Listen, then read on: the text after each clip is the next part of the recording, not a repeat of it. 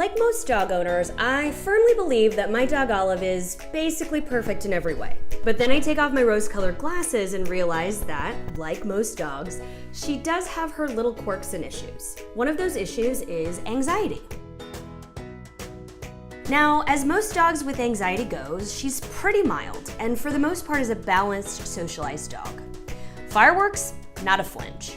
Walking on a busy street, no problem. But if you happen to be in our house on a football Sunday, or as is in the case with my house and my husband, football Sunday, Monday, Thursday, and Saturday, you might find Miss Olive cowering in a corner, shaking as if she's just been threatened within an inch of her life. We're not really sure where her anxiety around football and loud noises in general started, as she's lived a very charmed life. So today, I want to talk about some of the things that we do to help her manage her anxiety.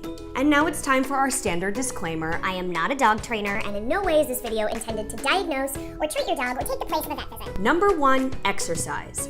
Exercise is my number 1 go-to tip for pretty much any behavioral issue. Think about it. If you were locked in your house all day, every day, with no other outlet for physical activity or socialization, you'd probably be a little anxious too. And if you're thinking, well, I take her for a walk once or twice a day, what exactly does that walk look like? Is it 10 minutes in the morning just so you can check off your potty break run and be done with it for the day? That's not exercise. For example, Olive gets a park visit every single day where she chases the ball hard.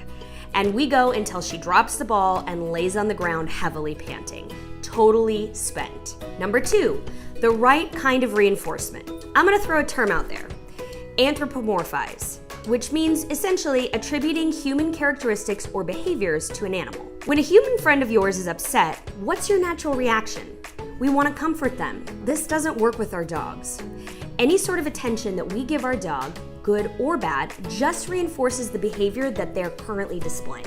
When you see your dog getting nervous and excited, and you give them the baby talk and the pets and try to hug them and calm them down, all you're doing is basically just telling them that their behavior in that moment is exactly what they should be doing. When Olive gets all schizoed out, we ignore her. It sounds cold, but more often than not, if we ignore her, she ends up chilling out and then laying down for a nap. Number 3, desensitize. Recently, we've begun to play football in the background of our house in the evenings. We turn the volume down really low and have worked on restraining our cheering. We've been doing this pretty much the whole football season, and it's actually seemed to work. In the past, Olive would run and hide under the bed if we even turned on the football game. Now, because we've created a calm, non-reactive environment, she's even taken to laying on the couch with us while we silently watch the game. Number 4, CBD oil. I turned to this as a last resort with Olive about a year ago, and I wish I would have tried it sooner. While it doesn't completely erase her anxiety, it definitely mellows her out and makes her more comfortable. Again, I'm not a vet, so please do your own research and talk to your pet's doctor before giving them anything. But for us, CBD has been fantastic. I hope some of these tips have helped you, but now we want to hear from you. Comment below or head on over to our Instagram to share any tips or practices that you use to help with your high anxiety dog. I'm Casey with The Gentle Pit. Thanks so much for joining us for our video.